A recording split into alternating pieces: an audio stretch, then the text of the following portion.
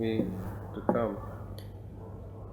I feel a bit like a witness in a case, sitting behind this. But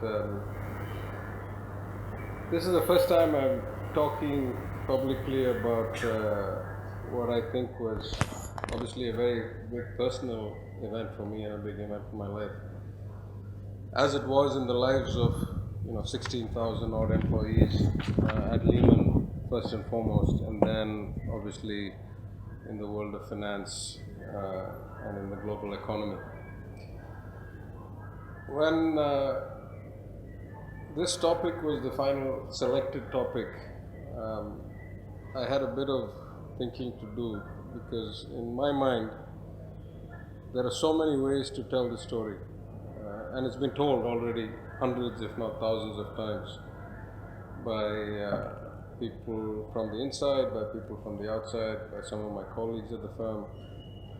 And I tried to see, in a mixed audience where some people may have read something about it, some may have read a lot, some may have done nothing, what could I really tell? And the more I thought about it, I decided actually there's probably at least 3 stories I could tell in a reasonable amount of time, and hopefully that sets up for a very lively debate and questions and discussion. And if I was to try and frame these 3 stories, I'd say first, there's the story that's born of anger. It's a story, it's a conspiracy theory of why, through the course of the crisis, institutions before Lehman was saved, every institution of that scale after Lehman was saved, and why Lehman alone was allowed to fail. And subsequently, within 24 hours, the world of banking changed, and a whole lot of new regulations and bailouts and saving variables came into the market. And obviously, at a personal level, I'd like to believe the conspiracy theory is the predominant one, born at least out of anger. At another level, and probably at a more rational level, it is very much a story of regulators and policymakers who completely had no clue. They didn't understand the consequences of their actions. They didn't understand the scale and scope of the market. They didn't understand how global and how interconnected the world of banking and finance had become. And therefore, they were completely unprepared. I mean, they thought they were playing handball, and they discovered they were playing field hockey. This was completely out of the range. And that, in some ways, that story is still playing out. And I think, as I was saying earlier, we are only beginning to see the structural reforms that are required for banking, or for the global finance industry for that matter, to actually get back to a reasonable kind of risk return paradigm. So,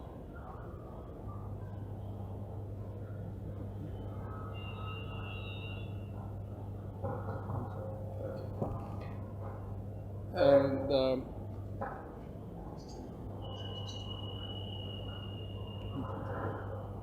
at a third level, and one that I think over time has come to resonate most deeply with me, it's a story of human psychology. It's a story of how people evolve through failure, through success, and how in many ways success is actually debilitating, and it breeds a sense of exaggerated self-confidence that enables all manner of flaws and faults to manifest themselves. And I think the reason I believe that is, even if the conspiracy theory is true or not, and especially because the regulatory theory is, regulatory angle is accurate, it's clear to me that some calamity would have happened. Some institution would have had to fail. Some major structural weakness would have been exposed. But I think Lehman Brothers, at some level, needs to take responsibility for being the one that failed. This wasn't something that was done to us. The world was collapsing. We put ourselves in a place where we ended up being the first and effectively only victim of that scale. So I think, let me start with the conspiracy theory first, for those of you who haven't heard it. The facts are as follows. In February, actually the problem started probably around May, June of 2007, when banks like Society General, BNP, Bank of China, German mid-sized industrial bank called IKB, when these banks started reporting problems either on their balance sheet or in their third-party managed funds related to exposures to the US housing market. And at that point, I think it became clear that there was going to be kind of the time to pay the bill of the excesses of the last 5 to 7 years. Everybody knew the market was in excess. Everybody knew there was a bubble. Everybody knew it was going to crash. Question was, when was it going to come? Until then, as Chuck Prince, the then chairman and CEO of Citibank, famously testified, we're playing musical chairs. Till the music keeps playing, we keep moving and hope we're not the guy left without the chair when the music stops. So at that point, it became clear there was going to be a crisis, and the first major US structural weakness was exposed when Bear Stearns almost went bankrupt in February, March of 2007, or 2008, about 6 months after the first signs started showing up. And at that point, every regulator got involved: the Federal Reserve of New York, the SEC, the US government, the New York state regulators, and they effectively engineered a sale of Bear Stearns to JP Morgan in the kind of shotgun wedding that historically had happened in Japan after the 90s crisis and the real estate bubble that crashed. And one had, many case studies that argued those kinds of things would not happen in the US. It was a free market economy, banks would be allowed to collapse, and these things would never happen. But in fact, it happened, and Bear Stearns was put into a shotgun marriage with JP Morgan, the terms of which were not even told to Bear Stearns till after the deal was closed, and then they were told, actually the share price is $2 a share. Just be lucky you're still alive. So that much was done to protect the economy, to protect the markets from collapsing. Fast forward another 6 or 7 months, Lehman's under tremendous pressure, looking to find a buyer, looking to find an investor. And I can tell you that from personal experience, Lehman had foreseen having this kind of a liquidity problem. It had already survived 2 major existential crises in the last 15-20 years. And so we had put in place any number of safeguards, what we thought were safeguards. I personally worked on creating a bank that would have access to the Federal Reserve lending window, even though we wanted a commercial bank, so that we could put assets there on pledge if we needed liquidity. But we had prepared for any number of scenarios. What we had not prepared for was effectively a run on the bank, effectively existential, every asset, every counterparty, the name itself being under risk rather than the markets or borrowers being under stress. And at the final moments before the collapse, we went to the regulators with multiple proposals. And the 2 that I think were most viable was, number 1, allow us to become a bank holding company with unlimited access to the Fed window. Let us put as many assets as we want to get liquidity out. It will see us through this crisis. We are not actually, asset bankrupt. Our liabilities do not exceed our assets. It's our liquidity that's a problem. We're not able to continue to trade in the markets, and we're a big market maker, depending on which fixed income market, between number 1 and number 3 in most products. Certainly number 1 ABS, asset-backed securities, 1, 2, or 3 in mortgage-backed securities, 1 or 2 in credit, corporate bonds, within the top 5 in government securities. So option 1, please let us become a bank holding company and get equal access that the big universal banks, the JP Morgans, Bank of Americas, had, Citibanks had. Option 2, set up a bailout fund that basically repeats what happened when long-term capital management almost went under the big hedge fund that was levered up too excessively, and too many Wall Street firms had exposure to it back in 1998. Set up a industry, no government support, an industry consortium to help cover the liquidity and get us through the crisis, till the rumors stop, till the short selling stops. And when we're back, it'll be clean. Just like in LTCM, everybody got repaid their money. At the end, every single guy who stepped up to save the firm got repaid. Only the partners took the losses. Nobody else lost money. Both of these were effectively denied for a number of reasons. The biggest reason that was given was that there was too much political noise in the system after Bear Stearns had been rescued in a Republican administration.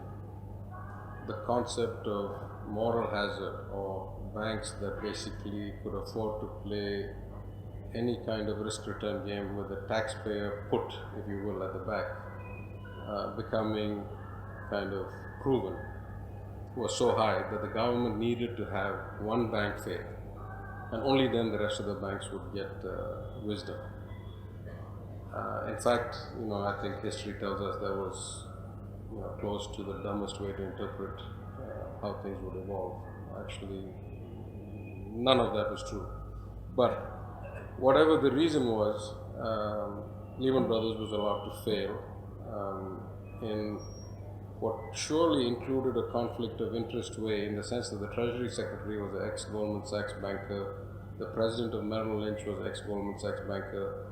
The day the conference happened on whether to save Lehman Brothers and have it be sold to Bank of America or not, that day Merrill Lynch cut its own deal with Bank of America before Lehman Brothers could cut the deal.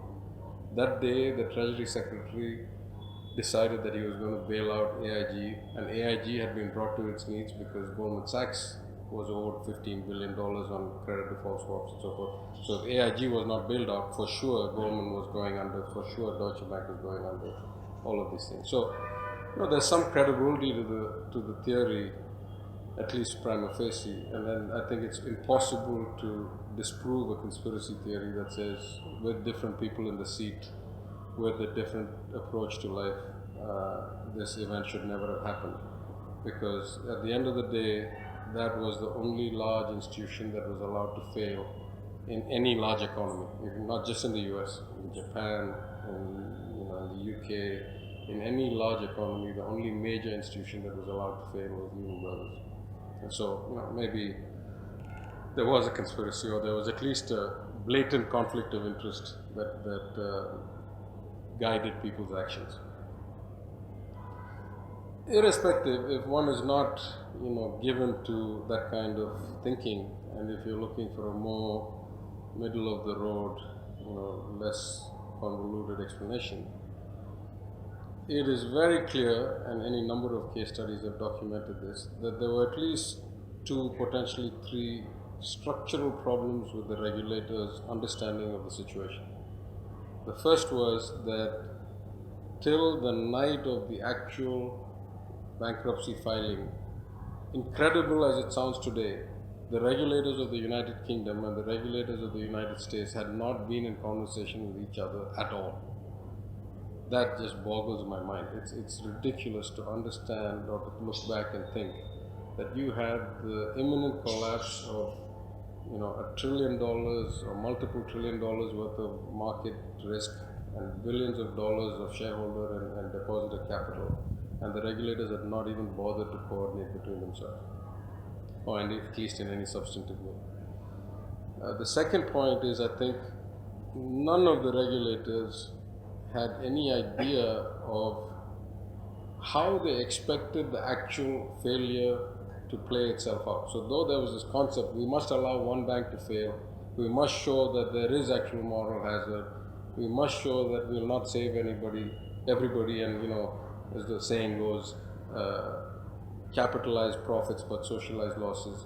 Though they had this philosophical approach, they had no clue about the mechanics of what it would take to actually have an institution fail. The workout, the chapter of bankruptcy, the implications of who should get protected, who should get unwound, what would be the impact on the derivative market, what would be the impact on the interbank market. which countries had different laws. Here's a bank that operates in 15 or 20 countries.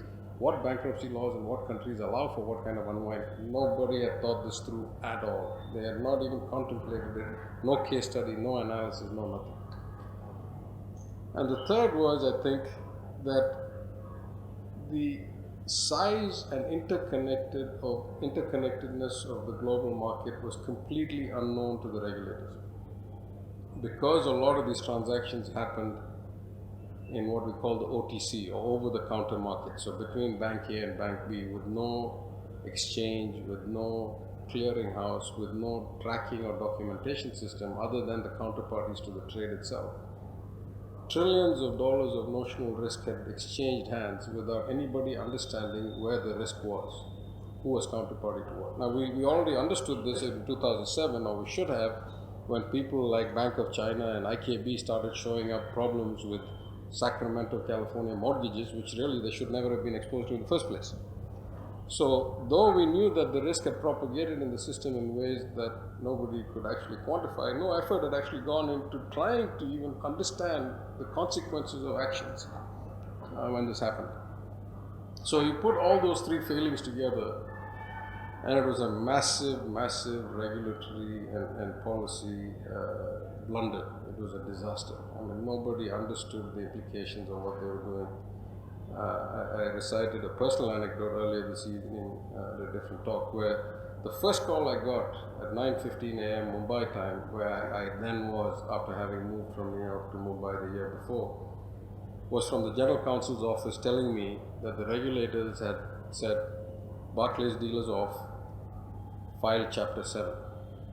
Now, Chapter 7, for those of you who don't know, in the US bankruptcy code is liquidation. I can genuinely say that for 30 minutes or so, I couldn't physically lift my arms and legs to get up off my desk and go to talk to anybody about it out of my office, because my mind wouldn't allow me to comprehend how that could happen with the world continuing to exist as I knew it. We were exposed to trillions and trillions of dollars of derivative risk that were not collateralized, that was simply OTC between all kinds of players in the market. If all of a sudden one leg of $5 trillion of transactions disappear, the system would just melt down. There was no concept. It was like dropping a nuclear bomb that took out the central computers of all the big banks on Wall Street. All the risk is worthless. Nobody knows what anything is worth. It's inconceivable. I mean, it was beyond, moronic, basically, to consider that you could do that liquidation. It took them like 45 minutes to figure out that much and come back and tell us, sorry, we meant Chapter 11, go for restructuring. Then you can start doing the unwind. And to put how bad that original decision was in unwind, so it went into Chapter 11 on Monday morning, September 15, 2008. We are now 6.5 years into that unwind. The unwind is probably about 50 to 60% of the way done. As of day before yesterday, the estate reported it is still sitting on $90.6 billion of cash, and it still has a whole lot of things left to claim and pay out and all that. Their best estimate will take another 3 to 5 years to close out the bankruptcy.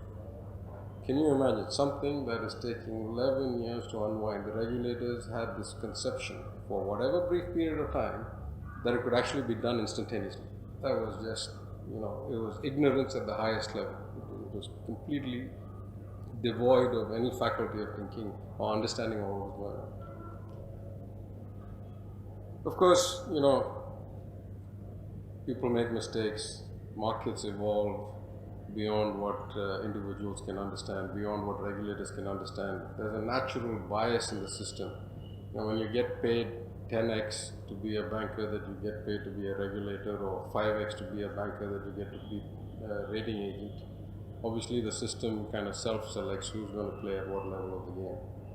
In fact, going back to the early days of securitization in the 1980s, an ex-Treasury Secretary has lamented that the financial services industry had started becoming so big a part of the economy and was getting so much of the riches being conveyed to individuals that the country was losing competitiveness. Bright minds that ought to be doing innovation in medicine and engineering and other fields were ending up becoming investment bankers because it just paid much more than anything else paid. So, some of these were going to happen anyway. So over time, I've come to realize that at the end of it, the failure of the regulators, the conspiracy theory can never be disproven. Maybe people acted in good faith, maybe they didn't. Obviously, the outcome was completely biased in Goldman's favor and Deutsche's and everybody else. In fact, there's a very interesting lawsuit going on that I would urge you to go and look up. The bailout of AIG, as it turns out, was done by most people's perception illegally, because to truly allow the government to take control of AIG required the board of AIG to act and actually accept the bailout. And the government was very clear that if they went to the board of AIG, they were not going to get that approval. Because, at some level, what did AIG have to lose? The guys who were going to be short the money were Goldman and Deutsche, not AIG. So AIG would have happily gone into bankruptcy and come out. So the government actually consciously circumvented the normal corporate law, corporate governance guidelines that would have required an AIG board vote, and short-circuited the process and didn't allow the shareholders to have a say till the AIG bailout was done. So happened that the single biggest shareholder was a guy who was already kicked out of AIG, who had actually built AIG, Hank Greenberg, and he has now come back and sued the government, and that case is throwing up a lot of interesting information about conscious efforts by the government to knowingly circumvent the process that should have happened so that they could get the closeout done immediately. If there's a conspiracy, there's a conspiracy. Sooner or later, these things will become public, life will go on. But for me, as a Lehman employee, and really, I had intended to only have one job in my career. Till I was 35 years old, I'd either been in academia or self-employed. And for the first time in my life, I joined Lehman Brothers at 35 to take a paycheck. And I had fully expected that in 10 years I would retire and go back to my legacy, farming, public life, whatever. I'm an only child. My family's been in the southern part of Tamil Nadu for a long time. I had a lot of obligations. So I went into Lehman expecting it to be the only job I'd ever do in my career, and at the end, it blew up in a way that was very painful, more philosophically and personally than economically. But when I look back, I think we actually set ourselves up to fail, and I think the history of the firm had played into the psychology and kind of self-confidence of the people at the very top in such a way that sooner or later they were going to do something egregiously stupid because they had started believing their own hype. When you start believing you're invincible, exact same problem that happened to long-term capital management was going to happen to Lehman Brothers, if not now, at some point down the road.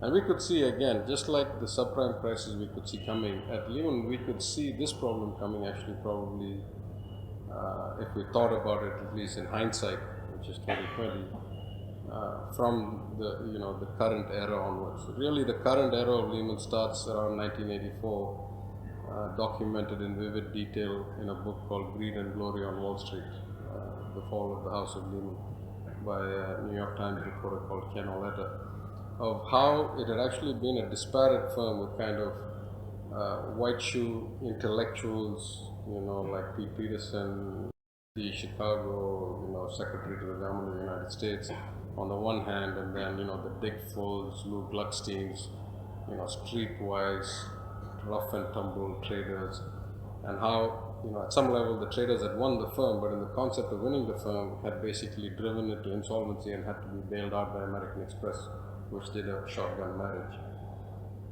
10 years it took for Dick Fold to take the company private again. Independent of American Express, and spin it off. But when he spun it off in 1994, the share price of Lehman Brothers, adjusted for splits of the stock later, was $4 a share. And all the employees together owned less than 10%, something around 8% of Lehman Brothers.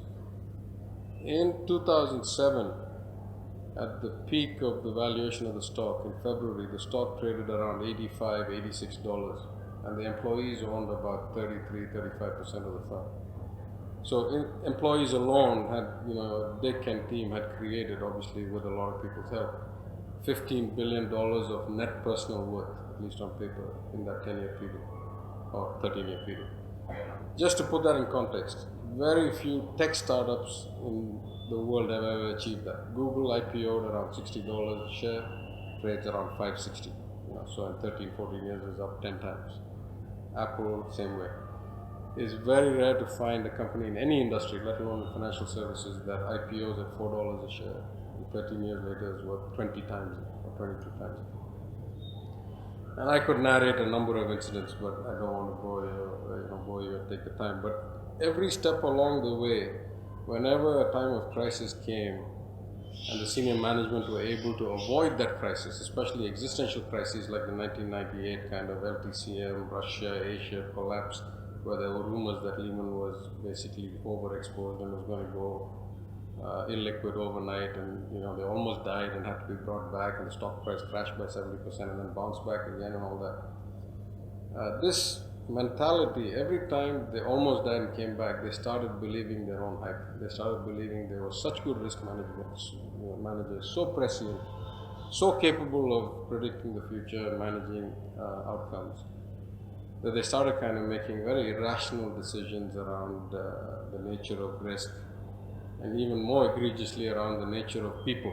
So they thought they were playing God. They'll take some guy who had only done fixed income for 20 years, put him in charge of equities, take some guy who didn't know anything about equities, put him in charge of fixed income. At that point, you believe you're God. You believe you can create an outcome that any rational analysis tells you you cannot. And I think, sooner or later we were going to pay the price for that. And the closer we got to the eventual collapse, the decisions started getting even more irrational. So they took a lady who was an ex-lawyer, who had been a structured banker, who had never been a qualified accountant, made her CFO. They took the CFO, who had been a lifelong accountant, made him global head of risk. They took the risk lady, who had been a risk manager all her life because she wasn't willing to play ball, and made her some regulatory affairs or something. And probably the worst insult of all, they took a guy from London who had been a lawyer and then a equity derivative salesman, and made him global head of fixed income for all of Lehman Brothers. Now, Lehman Brothers was 65% a fixed income house. The US was by far the A team. The Lehman Europe operation was like the B team. Lehman Asia was like also ran. So to take this guy who was already the B team, who was, only exposed to equities, and that too briefly, and put him in charge of fixed income. And there's an anecdote told by a former colleague of mine that the first time the guy shows up at a meeting in the midst of this great calamitous mortgage crisis, and people are talking about, what they have and how they're going to manage, he turns around and asks somebody, so what exactly is a Fannie? Now, for those of you who don't know, Fannie Mae and Freddie Mac were the two big federal kind of mortgage issuers and securitizers, and a lot of the risk resided with them. So the first day you walked into any trading floor of any third-tier investment bank anywhere in the world, you'd know what a Fannie was. Here was this guy who was the global head of fixed income, was asking the question in the depth of the crisis, what exactly is a Fannie? That's how egregiously bad the people position was. So I think at some point we were going to go anyway, right? Once you have reached that level of kind of exaggerated self-confidence, if not this crisis, some other crisis. And, if it wasn't the conspiracy theory, it was something else. So in the end, I think we have to take personal responsibility. Many people walked, actually. In the 2 years before the crash, something like 7 of the top 10 managers of fixed income chose to walk away because they could see the firm doing things that just didn't make any sense. And that lack of talent came back to haunt us, because when the big crash came, we didn't have people who had been there and done that. All this collective 200 years of experience just walked out the door a year before that. And things spiraled much more rapidly out of control because, the adults had left the room and only the kids were left playing. So I think, the collapse was interpretable many different ways. Now, what are some of the aftermaths of this, or the collapse itself? I think, obviously, every other big institution was saved. In some sense, it was the death knell of pure play investment banking. And again, in some sense, that was going to happen sooner or later. If you really look at this, some of the seeds of this crisis were sown when the Glass-Steagall Act was repealed. And for those of you who don't know the Glass-Steagall Act, right after the Great Depression, a lot of the analysis centered on the fact that big bankers and big banks like JP Morgan had been playing both sides of the fence. Because they were also in the securities business and because they were also in the lending business, from the lending business they could figure out which companies were actually doing well and not doing well, because when you're in the banking business you can see the receivables, payables, current accounts and all the stuff. When in your markets, all you see is the quarterly filing with the SEC or the NYSE. So what bankers started doing was cherry picking. All the good companies they kept as loans, and all the bad companies they pushed as debt into the markets or shares into the market. So when the crash came, the banks were all fine and the markets were all basically collapsed. So as a consequence of that, the Glass-Steagall Act came in and said, if you are in the commercial banking, private lending space, sorry, you cannot be in the underwriting, trading in the market space. And if you're in this space, you cannot be in that space. Simple separation of information. You keep private information, stay on this side of the wall. You have public information, stay on this side of the wall. It lasted perfectly well till the 1990s. But it had one side effect, which is that if you were in the staid, sober, highly regulated, highly liquid, deposit-taking, commercial banking space, on average your return on equity was something less than 10%. If on the other hand you were in the highly levered, continuously bringing issues to market, underwriting, risk managing, trading, investment banking space, your return on equity was 25%. Completely different businesses. And in fact, when I joined investment banking, the way it was explained to me was, look, here, investment banking, we're in the moving business. Buy the security, sell it, bring the issuer to market, issue it. Commercial banking, you're in the storage business. Issue a loan, sit on it, wait for it to mature, put in a mortgage, make sure the guy is paying properly. Fundamentally different businesses. Once you took Glass-Steagall away and you said everybody can do everything, JP Morgan, Chase merge, Bank of America, Wachovia, whatever, 16 banks merge, Citibank, Salomon Smith Barney merge. Before that, actually, even before Glass-Steagall was taken away, Credit Suisse First Boston merge, kind of first too big to fail was First Boston, they didn't want it to fail. Then all of a sudden you had this space where everybody was trying to do everything. And a guy who was getting 10% return says, why shouldn't I be like him? He gets 25. He gets paid 3x or 5x what I get paid. This is not the right model. So at some level, they had the heft because of the balance sheet. We had the drive and ambition and track record and execution skills because of our history. This was a race to the bottom. They were trying to lever the balance sheet to kind of compete with us. We were trying to do every kind of innovation, securitization, derivatization, swap, trade, third order derivative, synthetic CDO cube, so that we could compete with them without the balance sheet. We all came down, slippery slope to the lowest common denominator. We all ended up with 12 or 13% equity. And sooner or later, the world blew up and you couldn't be a pure play bank anymore. You had to be a bank holding company with access to the Federal Reserve. You couldn't survive. So I think, also there's maybe a fourth story, which is that if you let 80 years of kind of precedent of how to run safe banking suddenly drop by the wayside, you shouldn't be so surprised if you find that there are consequences you hadn't anticipated. And I think those are the kinds of questions that are being asked now. In my own view, the systemic impact of the failure and the crisis are only now starting to manifest themselves, whether it's Dodd-Frank reform, whether it's forcing OTC trades onto clearinghouses and exchanges, whether it's the Volcker rule that prevents banks from doing risk-taking with deposit entities, whether it's compensation models that have changed significantly for bankers. We are just starting to see the change. I think it will take another 2 decades if we're lucky. And if you look at the history of banking, if somebody's interested, we can talk about how regulatory and kind of innovation phases happened over the last century. that's par for the course. That's how long it takes for a cycle to play itself out. So I think as we think about the systemic things, we're just at the beginning. Have we really eliminated too big to fail? Absolutely not. It's worse than it was before. If there were 3 to 10 institutions that were too big to fail before, there are maybe 2 to 5, but they're bigger than they used to be. So, too big to fail was, is, and will be a problem, and it's not clear to me what the regulatory solution to too big to fail is. I think this concept of my senior from MIT, Raghuram Rajan, and his co-author Luigi Zingales, who wrote this book about many years ago, about 10 years ago, called Saving Capitalism from the Capitalists. The big problem with capitalism is that once you have a few winners, they kind of get into the fort and then they pull up the drawbridge.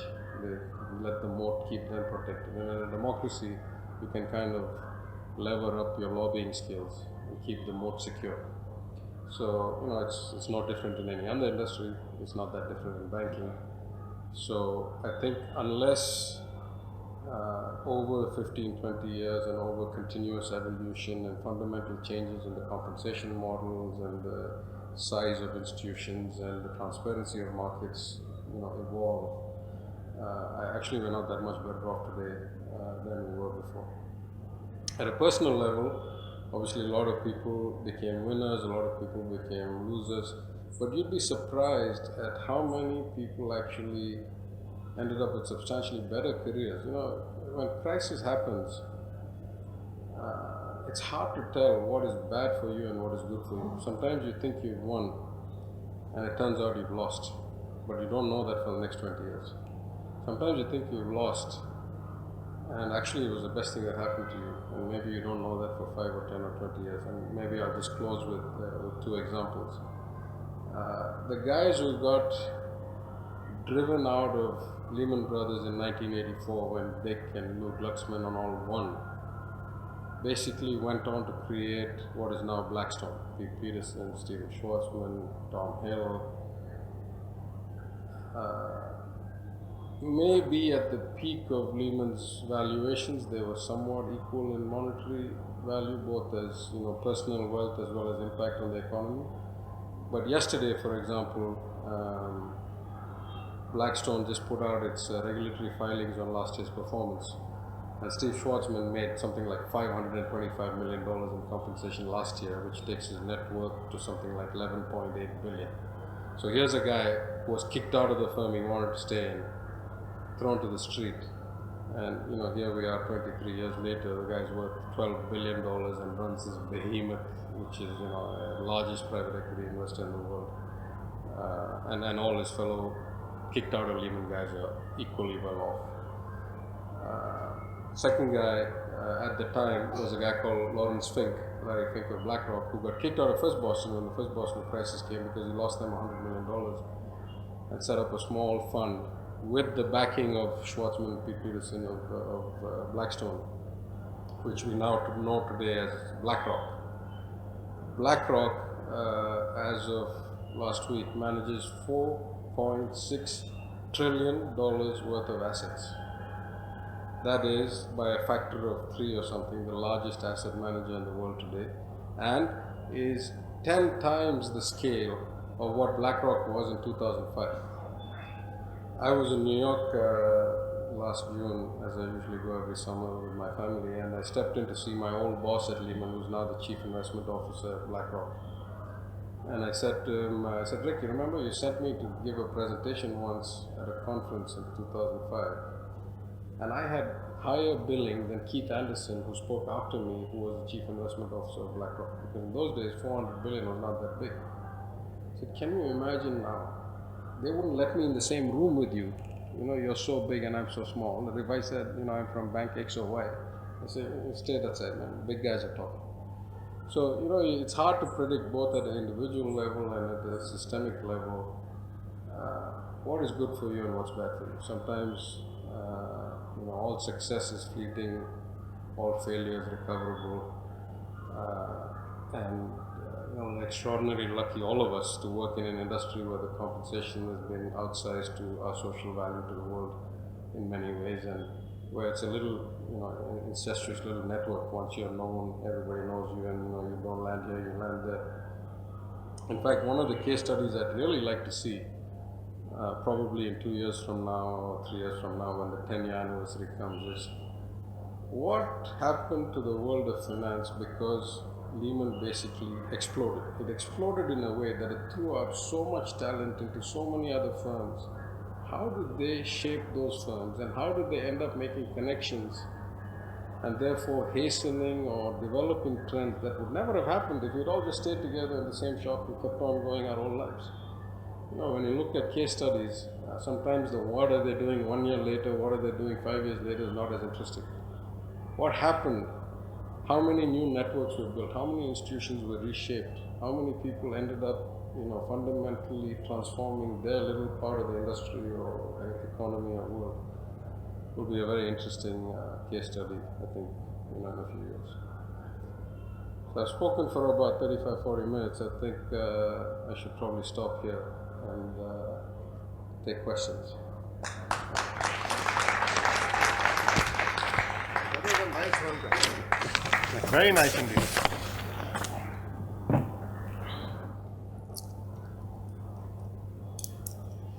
That was a most engaging talk.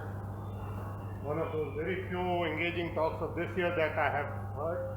We'll first ask Vikram to ask questions because he's been suggested this much earlier.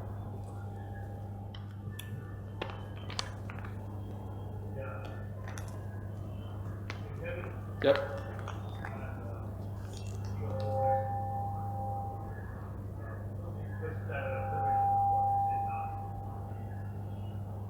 Hyderabad had a place for IETS, Indian Government Pharmaceutical Sector,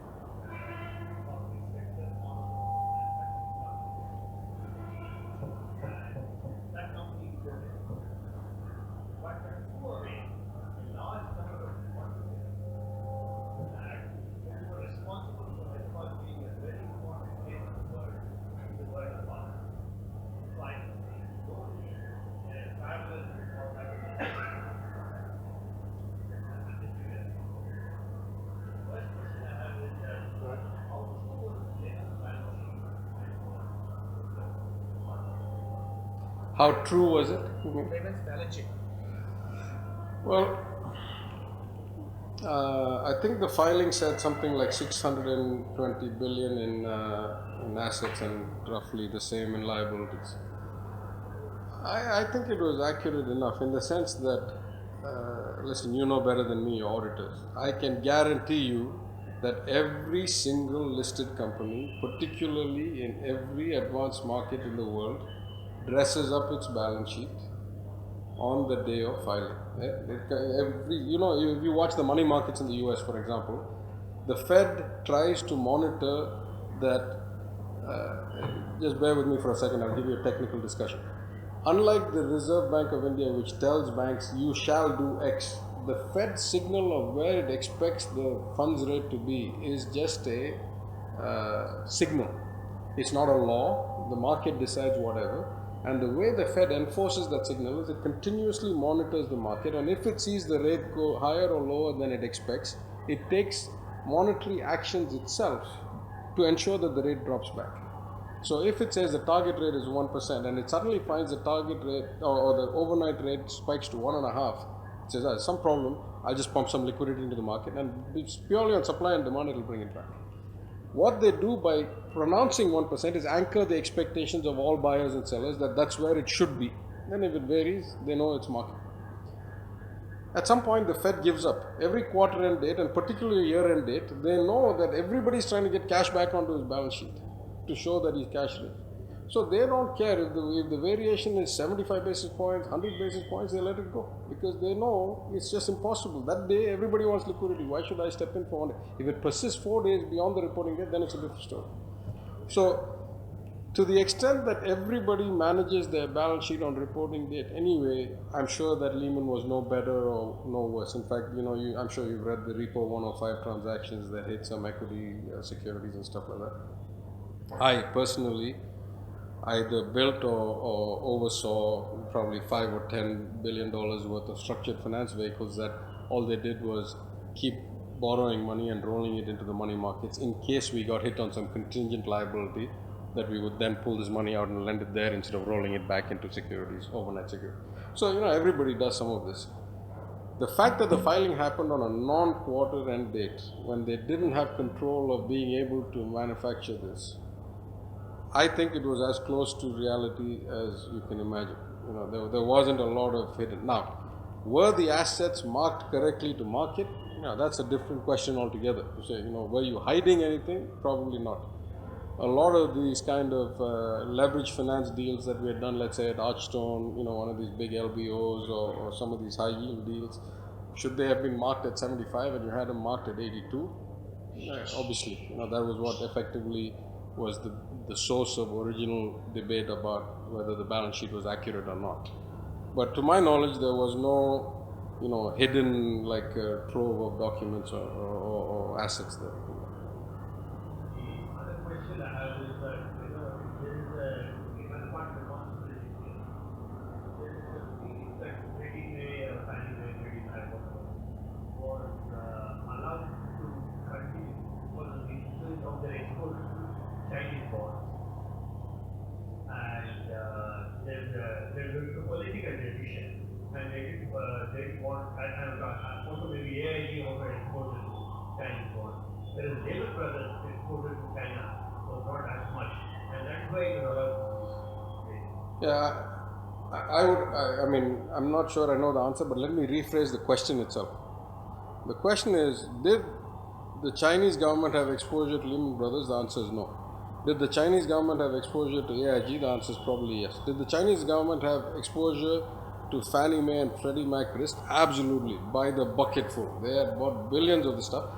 China's foreign exchange reserves went up from something under $100 billion in the early 90s to something like $1 trillion and change in 2007. What were they going to do with all these dollars? They had to park it somewhere. They were the biggest buyers of treasuries. They were the biggest buyers of agencies. Agencies meaning Fannie Mae, Freddie Mac. They bought everything under the sun.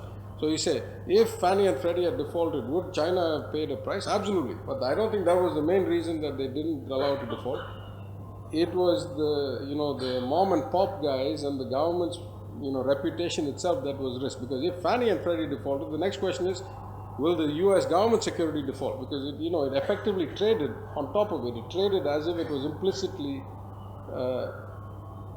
government guaranteed security. So I think, yes, China had exposure. Was that the reason they stopped it from failing? Probably not.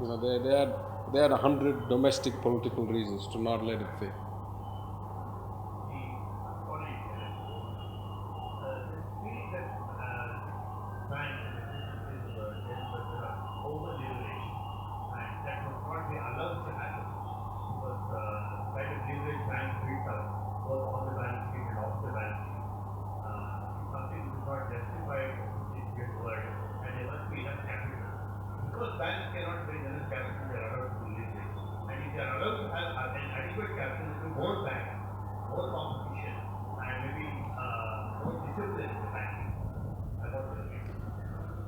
That's a very complex question, but let me answer that in maybe 3 or 4 parts. I think the question of leverage, the nature of the banking industry is leverage, right? I take 100 rupees in deposits. If I don't lend 90 rupees of it out, basically I can't pay any returns to the rest of the guys and the shareholders, right? So banking is by essence a leverage business. Now that's why regulations exist on what the capital ratio should be, and you can define capital multiple ways, right? Tangible equity, Tier 1 capital, Tier 2 capital, hybrid capital, there's 50 different ways, because the more you define it, the more some smart investment banker will figure out a way to opt that also, right?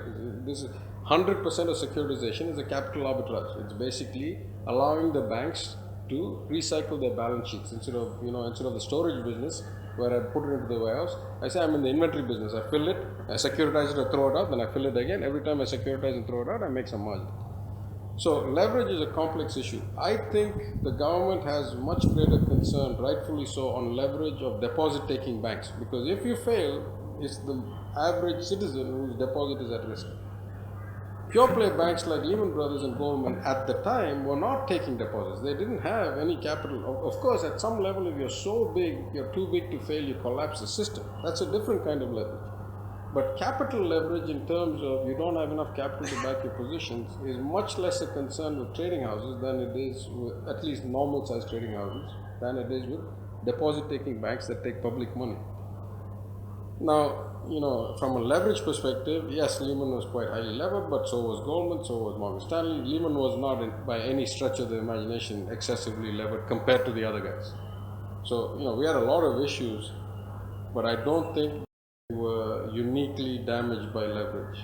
All banking is leverage.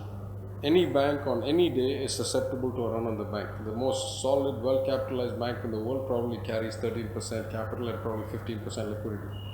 If 20% of the depositors show up at the door tomorrow, you fail. Unless the government decides to step in and give you excess liquidity, or the central bank decides to give you excess liquidity. So, at least that's my view. It's reasonable to argue where that line should be. Yeah. Give it to Tarab there.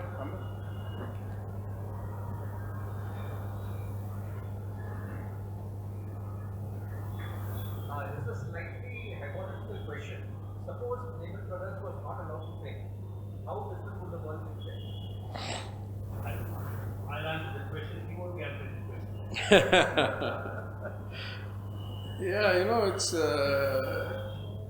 It's hard for me to imagine, because I think that the deeper question that I would ask was, how was it not allowed to fail? If it was not allowed to fail in the same way that Bear Stearns was not allowed to fail, which means all you do is a shotgun marriage or a recapitalization or something, then sooner or later some other institution would have faced it. As we saw, Merrill Lynch wasn't that far behind, right?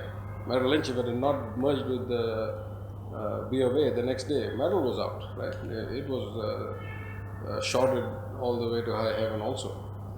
So I think, if you ask me, if they had come up with the structural solutions that they came up with after Lehman's failure, before Lehman's failure, yes, the world would be a lot different place, because I think there may have been a much less painful way to deflate the bubble and exit the system's kind of inherent structural weaknesses. But if all they did was, say, okay, you are protected, but the system still stays the same, Merrill would have gone. If not Merrill, Goldman would have gone. If not Goldman, Morgan Stanley would have gone. One would have gone, right? Sooner or later, because it was collapsing. What is the message to men in India out of this experience you gained? What do you advise the banking system in India to do? Because the way I understand, when asset liability management was not a matter of concern, if some liquidity is given to system, according to that's what is mentioned, am I right? Yeah, I'm saying in this particular case, that wasn't the problem. I think that asset liability management actually is getting more and more complex every day because of the nature of markets and risk and securities and so forth. And I think the ability to do asset liability management well actually can be a hugely competitive advantage in comparing bank A to bank B. So I'm not downplaying that. I'm saying, in our particular case, that wasn't the big problem. Banks to India, I'm hard pressed to think of what the message to banks in India is, because but I'm saying, if there is a message from the crisis to Indian banks, it's hard for me to think what that is, because I'm paraphrasing a little bit, so maybe I have the exact story wrong, but 2009 or so, while I was on my enforced sabbatical after Lehman, I was asked to give a talk at a CII event. And just before I went, I was watching the TV, and Raghuram Rajan was speaking at some RBI event, and they asked him the same thing. He said, shouldn't we be so proud? The Indian banking industry avoided all of these problems. Look how great the regulation has been. And at the time, he was not in as sensitive a post as he is now. So he could actually speak his mind. Not that he doesn't now, but. And if I remember correctly, his statement was, he said, listen, it's hard for me to congratulate a man who comes and says, "Look how smart I am. I didn't get hit by that bus that just went by." When he was standing on the side of the road all the time, he never crossed. See, only if you jumped ahead of it and you say, "I didn't get hit." So what he was trying to say is the banking system is so constrained and so far behind and so kind of subject to non-market forces and all kinds of other things that the risk of it being affected by market collapses was non-existent anyway. You had to be exposed first to say, "I was exposed and then I survived," right? So, I mean, Indian banking has a lot of headroom before that kind of risk manifests itself. I mean, we have all kinds of other risks, as I mentioned earlier, right? Directed lending, bad balance sheets, excess leverage, interference, all kinds of other problems. But market exposure, I don't think is anywhere near the top. Swing. I mean, it's really good to be smart, to be over leveraged, to be exposed, to be $1 trillion economy, fail rather than get the economy than India. No, actually, it's a very good question. I said it a slightly different way. I said, and I actually did the math when I gave this Vaidyanatha Iyer memorial lecture at the ICAI event earlier. It's a very good question. I say, I give you a choice. You both are starting today and you have 40 years ahead of you. I tell him, you can stay in the conservative, never going to have a crisis part of the spectrum. And the cost of that is the credit spread. I'm not talking about rates because rates get impacted by all kinds of other manners, right? But the credit spread, the cost to borrow for you, equal risk company, is whatever the government treasury rate is plus 5%. That guy, because he's got an efficient market, because there's leverage, because securitization, because of advances in technology, innovation, risk, whatever, his credit spread is treasuries plus 1%. So he gets a 4% differential in cost of financing for the next 25 years. At the end of 25 years, he's got a price to pay. The whole world is going to collapse. The crash is going to come. The system is going to fail. But just to be clear, the entire worst economic crisis in the history of the United States after 1929 reduced the GDP from peak to bottom by 4.5%. 4.5%, not 40, not 20, 4.5. Every other recession in the last 100 years, almost 90 years, was -1 or -1.5 or less than -2. This was calamitous, -4.5. I mean, the math of compounding is very clear. He's going to be 10 times richer because he had the luxury of cheap money. How many more thousands of jobs were created? How many more companies were built? How many more buildings came up? How much more infrastructure was developed? At the end of it, he's going to have to pay the price. It's going to be messy. People are going to get laid off. The system is going to break down. But he's going to be significantly better off than he is, right? Because he's still stuck. People haven't been educated. People haven't got jobs. So, there's a trade-off. But the math says that, if the worst-case scenario is that, it was absolutely worth the price. One follow-up. Yeah. I think a lot of the collapse happened because of complexity of instruments and the obfuscation of risk. In terms of bankers finally just trying to obfuscate risk, complicate instruments and make it completely the risk becomes immeasurable even today. Have any measures been taken to kind of make things simpler and or has that been completely ignored? And in which case, has been ignored, then what's the difference between 2008 and now? Nothing's changed really, and it's going to happen all over again because it's going to happen much larger scale.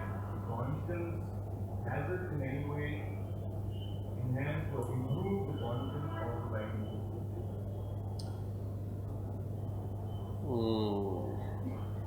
That's a very complex question. I'll try and give you a nuanced answer. Obviously, I have a biased view, but I'm not sure the biggest problem was conscience. I think the biggest problem was you put a bunch of smart guys in a room, give them a bunch of powerful computers, tell them that if they can run rings around all the other guys who measure risk, they get paid, in millions of dollars. They're going to do it. It's just human nature. I'm not saying they were vicious. I'm not saying they were predatory. Incentives just align that way.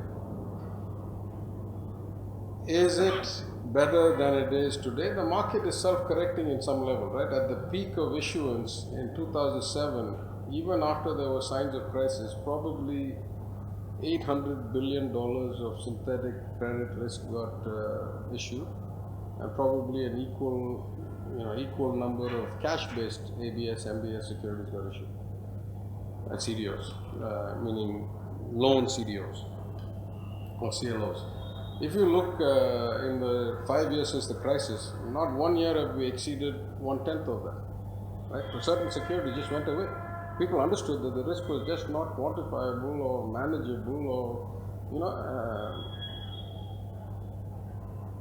I mean, it's a very detailed, very complex question. But let me give you two ways of looking at it.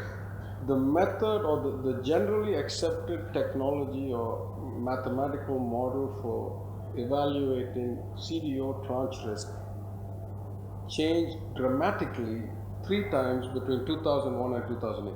We all on the street used one model. Buyers, sellers, rating agencies, everybody used a particular model to say what should this be worth, what should this be worth. Events happened in 2003, 2004 that fundamentally told us that model was off. It's amazing. It's like, it's like bees come and collect here, then they disappear and they collect there. Within 6 months, we were all using a completely different model with nobody once saying, hey, what happened to all the risk we priced on that model? It's still out there, it's still got 5 years left. Right? If it came for secondary trading, there was a problem because now we had to decide whether to evaluate the old model, new model, halfway, this way, liquidity, so forth. Again, events happened in 2005, like the downgrade of Ford and GM, that fundamentally changed the nature of the model and gave us more information, and we all switched to yet a third model. Again, within 6 months, 100% of all buyers and sellers and rating agencies and Wall Street dealers had switched to the new model, and that's what they'd call on the phone, run it by on this model, it's this price. Again, nobody said, how come all those last 10 years worth or 8 years worth? So, models evolved all the time. As long as there was all this arbitrage to be had, and the real arbitrage was securitization, was capital arbitrage on the bank balance sheet, not on the dealers, not on the investment banks, but the commercial banks' balance sheets all over the world who could recycle the inventory. So, have things improved? I think both by market forces and by regulatory. So the concept of forcing OTC risk onto at least clearing houses, requiring collateralization, requiring some kind of a clearing mechanism and an exchange mechanism, bringing transparency to the market, knowing who has what risk. Baby steps, but we're headed in the right direction. The concept of not getting into products you don't really understand, moving in the right direction. If IKB is a small, by global standards, industrial bank in the heart of Germany. If IKB had stuck to its knitting, we should all have lived and died without knowing that IKB exists. But IKB at one point was the highest fee payer to the City of London. They were buying that much securitized and structured product and paying that much money. They're going to collapse. Now, is that a regulatory problem in London? Or is that a regulatory problem in Germany that allowed that bank to buy that much risk? Right? So I think things are evolving. I'd like to think it wasn't conscious malfeasance, but just smart guys. Many of them were young. Most of the people in the credit derivative business were in their 20s, maybe early 30s. It was a very new business. So I mean.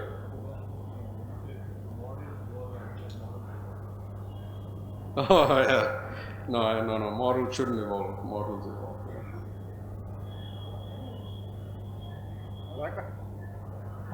How much more secure is the United States financial markets today, given that the is still controlled by the private banks? Sorry, I'm not sure I heard that question clearly. How much has changed? No. How much has the security of the United States financial markets, given that the Fed is still controlled by the private banks? Well, I think, first of all, private banks is the wrong word. You mean privately owned banks, right? Because private banks in most common sense is like high net worth, wealth management is called private banks. So you mean commercial banks that are not state owned? I mean, I think there were regulatory failures on all sides, right? One could argue that Alan Greenspan should bear as much of the responsibility for the crisis as anybody. Many reasonable people argue that. He was the one who advised a hands-off approach to the derivatives industry, asked the CFTC to lay off regulating a lot of these things. He was the one that kept interest rates so low for so long. He famously publicly said, it's not the Fed's job to worry about asset prices. So if it's a bubble, I won't know till after the bubbles burst. That's not my job to worry about. So, there are a lot of weaknesses in the system, a lot of strengths. It's hard for me to say that the Fed is the single biggest thing I worry about at night. The Fed does a fairly decent job. I mean, Fed is right, Fed is wrong, but I don't think the Fed is systemically interested in helping 6 guys compared to the economy of the country. If they're not better, it's because of a lack of competence or understanding, or it's just lack of capability, in my view, rather than a conscious kind of malintent. Yeah. After the learning from the 7 to 8 years of the collapse, the systems now adopting the banking system in the United States and world. Is it now better evolved, or do you see anything more to be expected? And the other part is that when this occurred, happened, in India, the widely received was the background. What do you see that is actions or these predictions that would take some steps for the positive, or it was not at all because of the any positive which has been happened or talked about by on the media or the government? Do you see you have changed it and you have a different version of yourself? I think the second part is easier for me to answer. I'm not, I wasn't here. I wasn't engaged in the Indian banking industry when it happened. So I'm not clear exactly what steps were taken. I'm not clear what the impact was. So I don't think I can comment on whether he added value, didn't add value. I'm just not that guy. I don't have visibility. I wasn't following the industry. Structurally, I know that it never allowed the kinds of innovation and risks that would have led to a crisis of the kind of crisis that happened in most advanced economies. But the earlier question, I think I've already said, I think we're starting to see reform. I think we're very early in the stages of reform. I think the world is clearly not substantially safer today than it was 8 years ago. If anything, in some ways, it's worse. I have a corollary to that. Yeah. You said it could take about 2 decades for it to. By that time, won't technology totally change the industry and the business 3 times or 5 times over? See, technology changes some things. Technology doesn't change some things, and I learned that the hard way. This is going on the internet, so I better be careful about my words. But after I came to India and I was running this big advanced hub with all these great minds, IIT, IIM guys, doing some really interesting stuff. And people ask me, like, are you following, what happened to the stock market today? And we were in our own little esoteric world of securitized products, models are evolving, all these things. And I actually made the conscious statement, I said, there's 2 kinds of finance. There's kind of the old-fashioned fear and greed finance. And then there's the finance that we do, which is all, exotic volatility, synthetic credit, model-driven, third-order derivative. Of course, that's complete, nonsense. There's only one kind of finance. It's about fear and greed. It'll always be about fear and greed. It'll always be about managing risk while expecting return.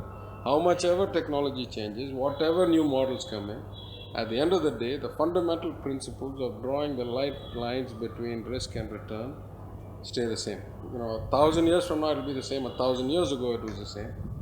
And at some level, regulation still needs to only focus on those basic principles. Obviously, how you implement those and whether there's short circuits around them and all that, it's like the radar detector game, right? The police get better detectors, you get better scanners. They get scanners, you get detectors. They get better scanners, you get better detectors. It's forever escalating. But the principles, I think, don't change that much. Yeah.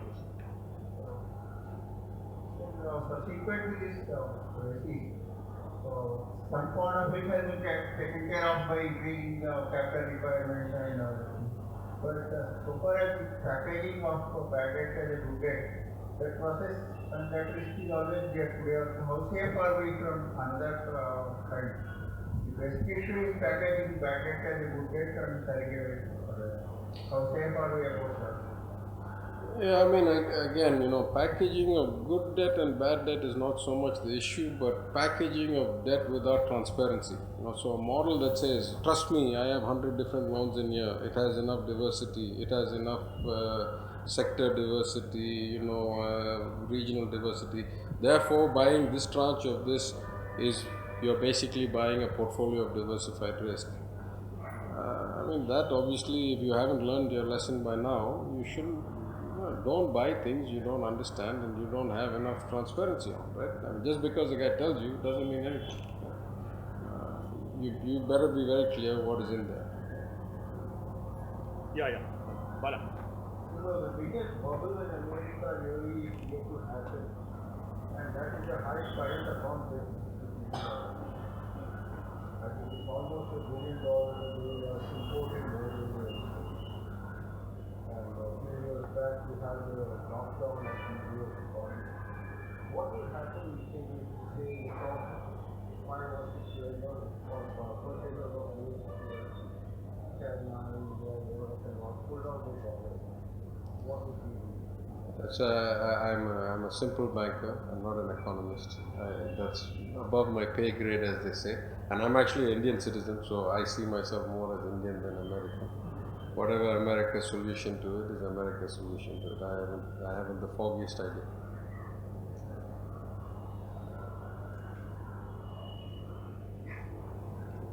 Okay, 2 questions and then we'll close.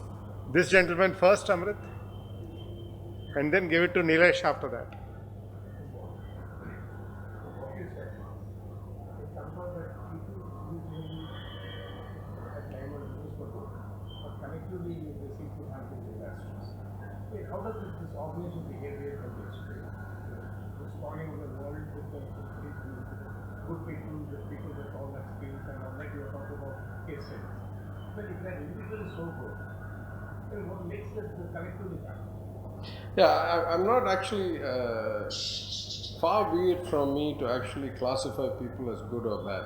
All I said was that the average guy was a technical, kind of hardworking, driven guy. The guys who ended up making the decisions actually isolated themselves. They got so rich, so fast, so successful that they cut off the link of feedback. I mean, as I tell you, in the 2 years before the crisis, either voluntarily or involuntarily, 80% of the top managers at the operational level exited the firm. Every time the guys on top, basically 2 guys on top, Dick Full and Joe Gregory, said, "Lever up more." They said, "Hey, Dick, I think we're full." They usually said, "Shut up and lever up anyway." Now, the luxury these guys had, because they were all worth tens, if not hundreds of millions of dollars, at some point they said, "Sorry, get somebody else to do that, I'm gone." Right? So, I never, who knows who's good and who's bad. I'm not in any way passing moral judgments about values here. All I'm saying is, the bulk of people were not behind this aggressive, excessive risk-taking and actually warned against it. But the people at the top had become so successful and so isolated that they either ignored the warnings, or let me give you the classic example. In most big corporate organizations, as you know, if you leave for whatever reason, they'll give you a nice, glowing eulogy when they send you off. "Oh, he's added great value to the bank. We wish him well." You might have fought like cats and dogs and done whatever behind the scenes. But when you go, they'll put out a nice little press release, he's seminal in the development of this business. He did that. We wish him well for the future, etc. And Lehman was no different. For the bulk of people, that's what it did. The last senior guy to go in 2007 was the global head of fixed income, before the man who said, "What's a fanny?" Anecdotally. That guy, the CEO, put out a statement that said, "This guy is leaving the bank because he disagrees with the chairman and the president on strategy, and therefore he is exiting." They almost rubbed his face in it that he was being kicked out. As it turned out, he was right. He was saying, "I will not lever up anymore. If you want to take the risks and get somebody else to do it, I'm out." Right? So that's all I'm saying. I'm saying the vast majority of people were not that head in the sand, thought they were invincible, thought they could take any risk. A couple of people were, and we paid the price for it as a firm because they were in the wrong place. Good, bad and all, I'm not making any judgments about anybody. Nilesh, loudly. What I had a issue was that something of happens in India, it works on the parallel economy. On the ground, if someone is buying a house, you would have invested 40% of that money. So their investment is much higher than the margin which the banks insist upon. Do you agree with that? That parallel economy is a buffer in India. You know, I hadn't thought about that, but I'm not sure I know how the workout happens, right? Because let's just look at the mechanics of it. At the end of the day, the loan was only for the official amount, right? And that was only documented transaction. The fact that there is all this undocumented funds doesn't help the bank in any way. They can't go after it, right? Unless you're saying when they buy it, they'll now, or when they seize it on recovery, they'll now be able to sell it with more of that accounted. Is that what you're saying? I mean, it's possible. Speak on the